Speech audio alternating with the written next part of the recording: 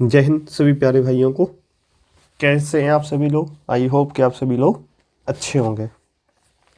तो आपकी जो जीएस का पंचनामा सीरीज चल रही थी उसमें हम लोग एसएससी जीडी के जो अभी फ़िलहाल में आपका एग्ज़ाम होना है, जो जनवरी 2023 में अनाउंस्ड हुआ है आपके एग्ज़ाम, तो उसी से लेकर के हम लोग एक नई सीरीज स्टार्ट की है जिसमें एक वीडियो अपलोड हो चुकी थी और आज की ये सेकंड वीडियो है जिसमें हम जीएस के टॉप 20 क्वेश्चन जो एग्ज़ाम में फिलहाल के एग्ज़ाम में जो दिल्ली हेड कांस्टेबल का एग्ज़ाम हुआ था जो अक्टूबर के महीने में हुआ था, वो सारे क्वेश्चन हम लोग सॉल्व कराने की कोशिश कर रहे हैं। तो आई होप कि आपको वीडियो पसंद आएगी। अगर हमारी वीडियो पसंद आई तो वीडियो को लाइक और शेयर करना ना भूलें अपने दोस्तों के साथ और कृपया करके चैनल को ज़्यादा से ज़्यादा सपोर्ट करें। चलो चलते हैं क्वेश्चन नंबर फर्स्ट में क्या कहा गया? निम्नलिखित में से क्या हरित क्रांति का हिस्सा नहीं है? ठीक है, यानी हरित क्रांति का हिस्सा क्या नहीं है। तो आपको देखो, हरित क्रांति जो लागू हुई थी खेती से, यानी हमारी कृषि के लिए लागू हुई थी। ठीक है, कृषि के लिए। तो उसी से रिलेटेड हमारे जो क्या क्या पॉइंट थे तो वो उन चीज़ों पर डिस्कस कर लेते हैं। ठीक है, देखते हैं। तो देखो इसमें क्या हिस्सा नहीं थी, इसमें दे रखा है कृषि में यंत्रों का उपयोग, ये भी आपका हिस्सा रही थी। एकाधिक फसलों का उगाना, ये भी था। और रासायनिक उर्वरकों का उपयोग। तो इसका जो बिचौलियों का उन्मूलन, यानी बिचौलियों का मतलब होता है जैसे व्यापारी एक तरीके से मान सकते हैं। ठीक है, तो इनका उन्मूलन था, यानी इनका उन्मूलन नहीं था, इसमें इससे रिलेटेड कोई ऐसी बात नहीं थी। तो यही इसमें पूछा गया। ठीक है, तो इसका राइट आंसर क्या हो जाएगा? सेकंड हो जाएगा। अब चलते question number next, question number second. Question number second में क्या कहा गया? निम्नलिखित में से कौन सी दो नदियां मुहाने का निर्माण करती हैं? निम्नलिखित में से कौन सी दो नदियां मुहाने का निर्माण करती हैं, ये आपको बताना है। इसमें पहला दे रखा है कृष्णा, ए बी, पहली ए नर्मदा, बी कृष्णा, सी कावेरी और डी दे रखा है आपकी ताप्ती। तो इसमें से कौन सी मुहाने का निर्माण करती हैं ये आपको बताना है। बी और सी यानी कृष्णा और कावेरी, ये भी गलत हो जाएगा। आपकी ताप्ती और नर्मदा ये दोनों ही मुहाने का निर्माण करती है। तो कौन से ऑप्शन में? यानी आपका सेकंड ऑप्शन हो जाएगा। ठीक है। अब चलते question number three. Question number three में क्या दे रखा है?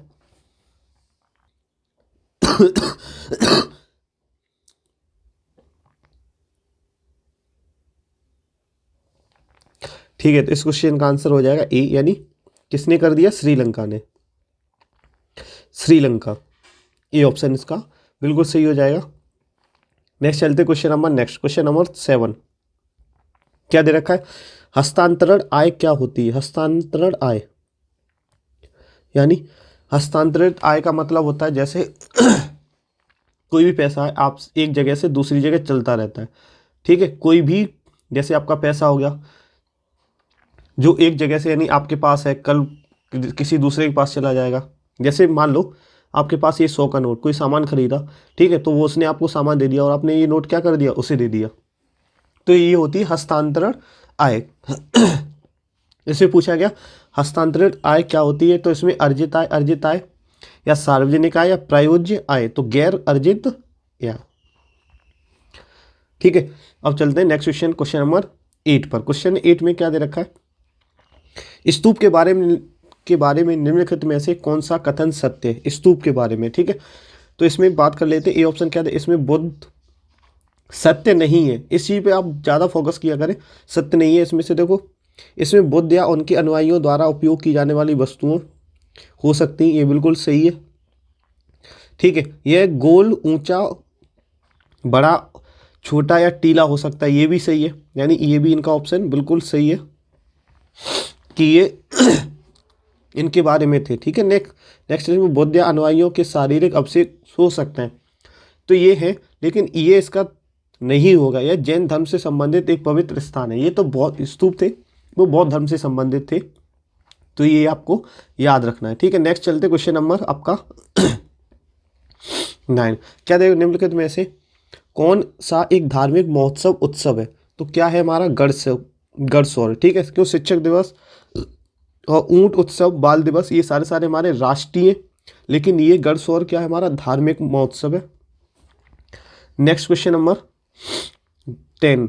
क्वेश्चन नंबर 10 में क्या कहा? राष्ट्रीय जनसंख्या रजिस्टर, ठीक है, डैश और डैश के प्रावधान के तहत किया गया, यानी जनसंख्या रजिस्टर, राष्ट्रीय जनसंख्या रजिस्टर, ठीक है। और ये 4 आपके पॉइंट दे रखे हैं, तो ये आपको बताना है। तो इसमें देखो, राष्ट्रीय जनसंख्या रजिस्टर आपकी नागरिक अधिनियम 1955 के तहत किया गया था, ठीक है, यानी आपका नागरिक अधिनियम 1955 और नागरिक नियमावली 2003 के प्रावधानों के तहत किया गया, ठीक है, क्या? राष्ट्रीय जनसंख्या रजिस्टर को। तो नेक्स्ट अब क्वेश्चन नंबर चलते हैं, क्वेश्चन नंबर 11। क्वेश्चन नंबर 11 में क्या कहा गया? क्वेश्चन नंबर 11 क्या कह रहा है? भूमि उपयोग अभिलेख, यानी भूमि उपयोग अभिलेख भारत में द्वारा तैयार किए जाते हैं, यानी किसके द्वारा तैयार किए जाते हैं? भू राजस्व विभाग द्वारा ही तैयार किए जाएंगे, सीधी सी बात है, ठीक है। नेक्स्ट चलते हैं क्वेश्चन नंबर 12। क्वेश्चन नंबर 12 में क्या कहा गया?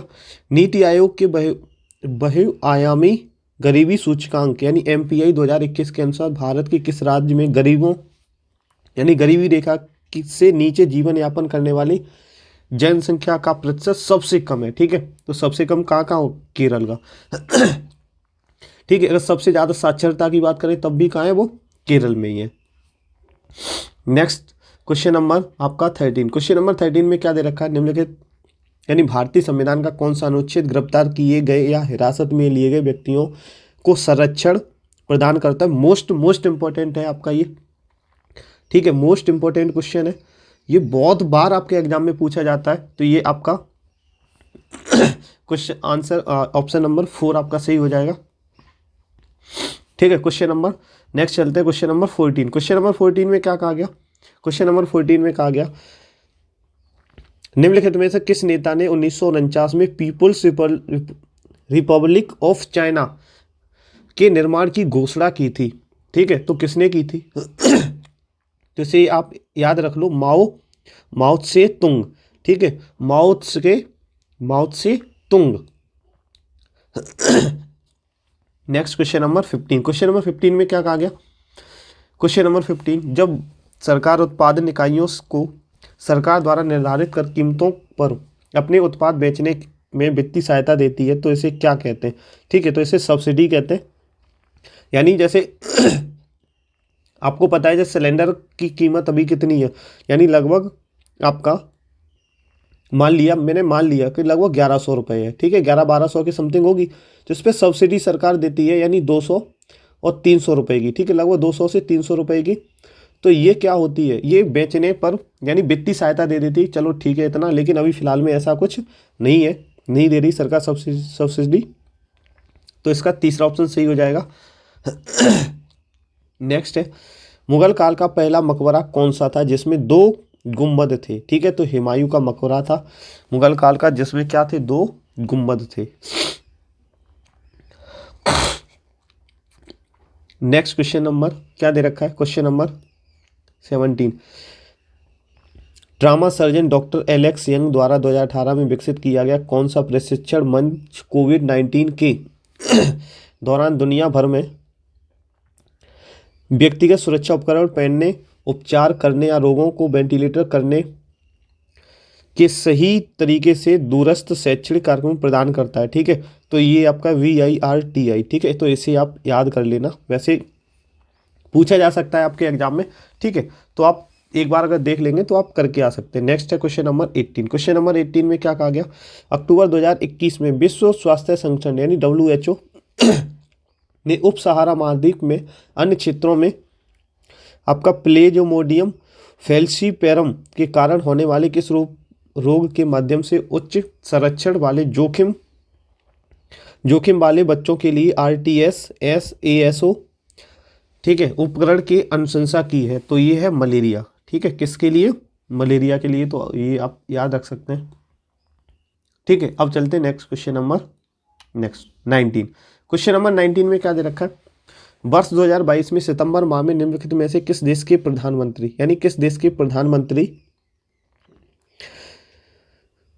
हाँ, किस देश के प्रधानमंत्री ने अजमेर में स्थित ख्वाजा मोइनुद्दीन चिश्ती की दरगाह का दौरा किया है? ठीक है, तो किस देश के प्रधानमंत्री जिन्होंने वर्ष 2022 में सितंबर, मोस्ट इंपॉर्टेंट क्वेश्चन है, ठीक है, मोस्ट इंपॉर्टेंट क्वेश्चन, इसे याद रखना है। तो बांग्लादेश के प्रधानमंत्री, ठीक है, उन्होंने क्या किया, यहाँ पर दौरा किया, ठीक है। नेक्स्ट आपका क्वेश्चन नंबर 20। क्वेश्चन नंबर 20 अच्छा क्वेश्चन है, क्या दे रखा है, मुगल केंद्रीय प्रशासन में बख्शी की क्या भूमिका थी? ठीक है, जो बख्शी था उसकी क्या भूमिका रही है, तो इसमें ये पूछा गया क्या भूमिका है, तो उसके बारे में बताना है। देखो, उसके पास मनसबदारों द्वारा सशस्त्र टुकड़ियों को स्वीकृति संख्या और युद्ध उपकरणों के उचित रखरखाव पर कड़ी निगरानी रखने के लिए जिम्मेदार होता था। ठीक है, तो ये बिल्कुल सही बात है कि वह जो बख्शी हुआ करता था, वो जो मनसबदार यानी जो उसके बोल सकते सैनिक वगैरह थे, उनका रखरखाव करने के लिए ये पद होता था। नेक्स्ट है ऑप्शन सेकंड, इसमें क्या दे रखा है, उसके पास अन्य सभी पदों और प्रशासन अधिकारियों और वजीफा वितरित करने का असीमित अधिकार था, ये गलत है। ठीक है, वह मुख्य कार्यकारी अधिकारी होता था, जो घराने के सभी प्रकार की वस्तुएं, नहीं, ये भी गलत है। ये भी गलत है। ठीक है, तो बख्शी होता था वो सेना से संबंधित हुआ करता था, तो ये इसका सही ऑप्शन हो जाएगा। तो ये आपके 20 क्वेश्चन थे। आई होप कि आपको वीडियो पसंद आई हो। वीडियो पसंद आई तो वीडियो को लाइक और शेयर करना ना भूलें। जिस भी दोस्त ने हमारे चैनल को सब्सक्राइब नहीं किया, हमारे चैनल को सब्सक्राइब कर ले। ठीक है, धन्यवाद। जय हिंद, जय भारत।